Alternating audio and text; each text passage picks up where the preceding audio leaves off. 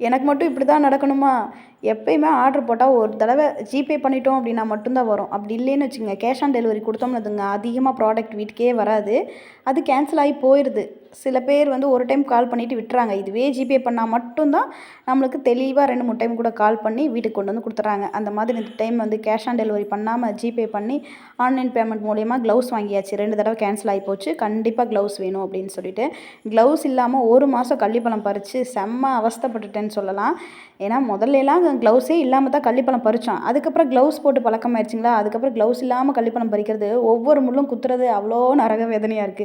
வலி பயங்கரமா இருக்கு. க்ளவுஸ் போட்டாலும் முள்ளு குத்தும். ஆனா அதிகமா வந்து முள்ளு குத்தாது. கொஞ்சமா தான் குத்தும். சப்பாத்தி கள்ளிப்பழம் ஆர்டர் போட்டிங்கன்னா 1 வீக் 10 டேஸ் ஆகும் அப்படின்னு சொல்லுவேன். அது நெறைய பேர் ரொம்ப டூ மச்சுங்க. இவ்வளோ நாள் ஆகுமா கள்ளிப்பழம் எங்க கையில கிடைக்கிறதுக்கு? எங்களுக்கு மெடிசனுக்கு ரொம்ப அவசரம். எங்களுக்கு உடனே அனுப்ப மாட்டீங்களா அப்படின்னு கேட்குறீங்க. பழங்கள் கிடைச்சா தான் உடனே அனுப்ப முடியும். கிடைக்கிறத பொறுத்து இருக்கு.